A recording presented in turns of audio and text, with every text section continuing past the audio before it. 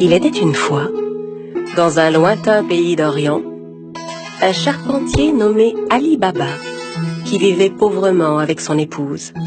Ali Baba allait souvent dans la forêt avec son âne pour y couper du bois et le revendre en ville.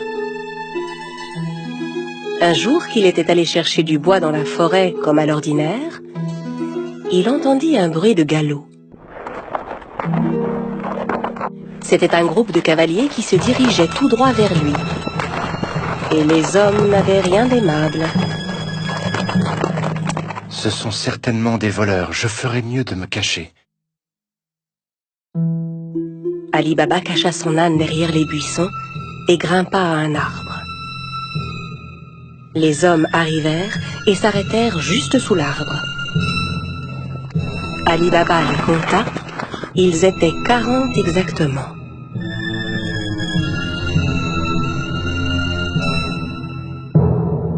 Les hommes déchargèrent les lourds sacs que portaient leurs chevaux. Et Ali Baba comprit alors que ces hommes étaient bien des voleurs. Le chef de la bande se dirigea vers un énorme rocher devant lequel il se mit à crier. Sésame, ouvre-toi! Soudain, il se passa une chose incroyable. Le gros rocher glissa sur le côté comme une porte coulissante, laissant apparaître une grotte. Les voleurs entrèrent un par un en portant leurs gros sacs. Quand le dernier fut entré, la porte se referma automatiquement. Ali Baba était médusé par ce qu'il voyait. Au bout de quelques instants, le rocher s'ouvrit à nouveau et les voleurs ressortirent de la grotte. Quand le dernier fut dehors, le chef se tourna vers la porte et ordonna « Sésame, ferme-toi !» Le gros rocher se referma aussitôt et les cavaliers se remirent en selle et s'éloignèrent. Ali Baba descendit de son arbre et s'approcha à son tour du rocher. Il lança les mots qu'il avait entendus. « Sésame, ouvre-toi !» La porte s'ouvrit dans un grand bruit. Ali Baba entra d'un pas hésitant. Il fut ébloui de ce qu'il vit. La grotte était remplie d'or, d'argent, d'étoffes rares, de diamants et de pierres précieuses. Il regarda autour de lui, ramassa 3 sacs et sortit de la grotte. Puis il se retourna vers le rocher et lui adressa les mêmes mots que le chef des voleurs. « Sésame, ferme-toi !» Il chargea les sacs sur le dos de son âne et rentra chez lui. Arrivé à la maison, il montra les sacs à sa femme. Elle n'en croyait pas ses yeux et pensa qu'Ali Baba avait volé les sacs. « Où as-tu trouvé tout cet or ?» Ali Baba lui raconta alors tout ce qui s'était passé. Elle était si heureuse. Ils se mirent ensemble à vider les sacs. « Aide-moi à compter ça. Je veux savoir combien d'or nous avons. » « Non, creusons plutôt un trou pour y enterrer cet or. » « Va creuser le trou, j'irai demander une tasse à mesurer à ton frère Cassim. » Cassim, le frère d'Ali Baba, était un riche marchand, mais c'était un homme très cupide. Il n'avait jamais aidé Ali Baba, qui mit sa femme en garde. « Très bien, mais ne lui parle surtout pas de l'or. Personne ne doit savoir. » La femme se rendit chez Cassim pour lui emprunter une tasse à mesurer. Sachant qu'ils étaient très pauvres, Cassim lui demanda « Que veux-tu faire de cette tasse? Tu n'as pas d'argent à mesurer ?» La femme inventa alors un mensonge. Bien sûr, Cassim n'en crut pas un mot. Il mit discrètement un peu de miel sous la tasse avant de la confier à l'épouse d'Ali Baba. La femme rentra chez elle avec la tasse et commença à mesurer l'or. Puis quand ils eurent compté tout leur or, Ali Baba alla l'enterrer dans un grand trou. Quand tout l'or fut bien enterré, la femme d'Ali Baba rapporta la tasse chez son beau-frère. Elle n'avait pas remarqué que de l'or était resté collé sous la tasse. Quand Cassim reprit la tasse, il vérifia aussitôt dessous. En voyant que de l'or y était collé, il fut stupéfait.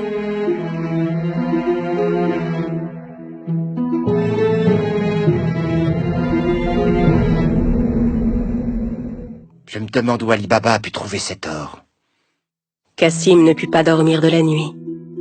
Le lendemain matin, il se leva et se rendit directement chez son frère Ali Baba pour lui montrer l'or collé sous la tasse. Ali Baba, d'où vient cet or? Je croyais que tu étais pauvre. Où l'as-tu trouvé? Ali Baba lui raconta tout et le pria de n'en parler à personne d'autre. Si tu ne me dis pas où se trouve cette grotte, je dirai aux voleurs ce que tu as fait. Mais, Cassim... Ali Baba savait que Cassim ferait ce qu'il disait. N'ayant pas d'autre choix, il conduisit son frère à la grotte. La grotte est juste derrière ce rocher. Maintenant, allons-nous-en d'ici. Les voleurs ne vont pas tarder à revenir. Ali Baba et Cassim rentrèrent chez eux, mais Cassim ne cessait de penser à la grotte. Il prit 2 chevaux avec lui et retourna à la grotte aussitôt. Arrivé devant l'entrée, il récita les mots qu'Ali Baba lui avait indiqués. « Sésame, ouvre-toi » Le gros rocher se mit à bouger et la grotte s'ouvrit. Cassim n'en croyait pas ses yeux. Il était fasciné par le spectacle qui s'offrait à lui, hypnotisé par tout l'or qui brillait. Le plus vite possible, il commença à remplir les sacs qu'il avait apportés avec tout l'or qu'il pouvait. Quand tous ces sacs furent pleins, il retourna vers la sortie. Mais la porte s'était refermée. Et malheureusement, il avait oublié les mots qu'il fallait dire. Il essaya toutes sortes de formules pour ouvrir la grotte. « Porte, ouvre-toi Rocher, ouvre-toi Grotte, ouvre-toi » Mais quels que soient les mots, la porte restait fermée. Cassim commença à paniquer. Il chercha une autre porte, mais n'en trouva aucune. Au bout d'un moment, les voleurs revinrent à leur grotte. Quand ils virent les chevaux de Cassim, ils se méfièrent et sortirent leurs épées. « Sésame, ouvre-toi »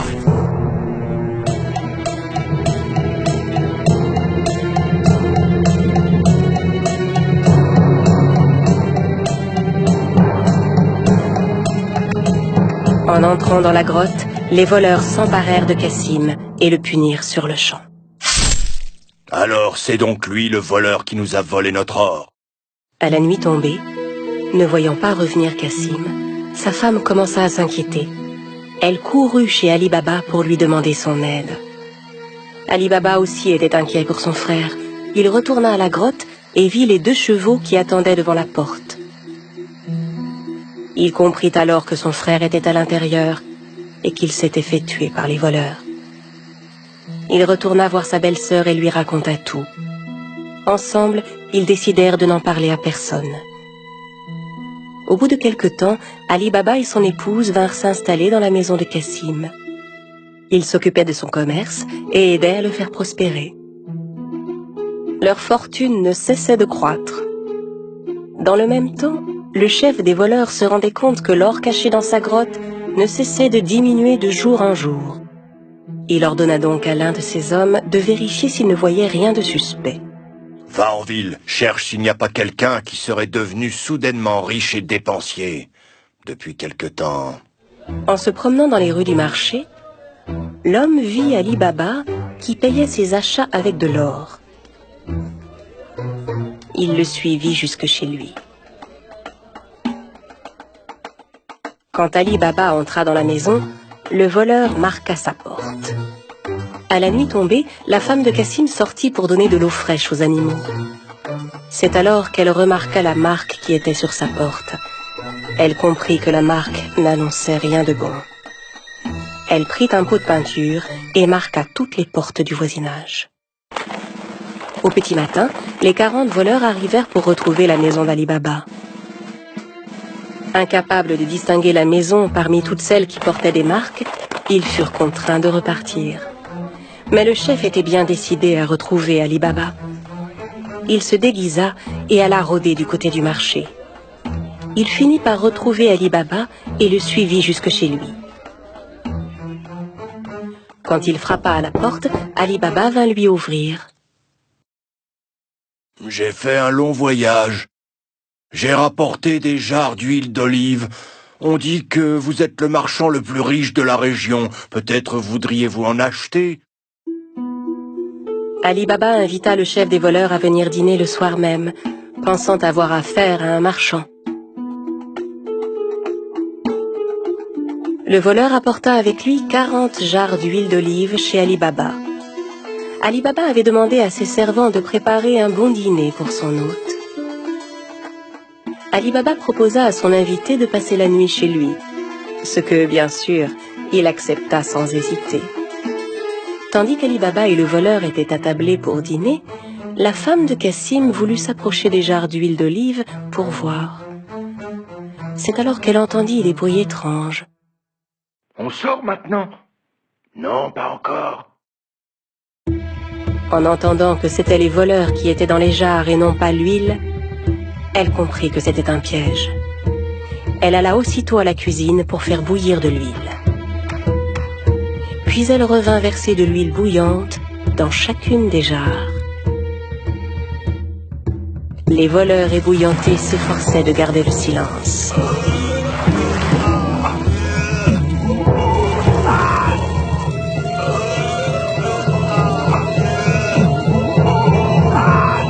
À minuit, quand tout le monde était endormi, le chef des voleurs alla vers les jarres. « Vous pouvez sortir maintenant. » N'ayant aucune réponse, il appela à nouveau. « Les gars, vous dormez ?» N'entendant à nouveau aucune réaction, il décida d'ouvrir les jarres et fut terrifié de ce qu'il vit. Terrorisé à l'idée de se faire attraper à son tour, il s'enfuit et ne revint jamais. Le lendemain matin, la femme de Cassim raconta à Ali Baba ce qui s'était passé. Cette fois, il savait qu'il n'aurait plus jamais à s'inquiéter des voleurs. À partir de ce jour, Ali Baba et sa famille menèrent une vie riche et heureuse.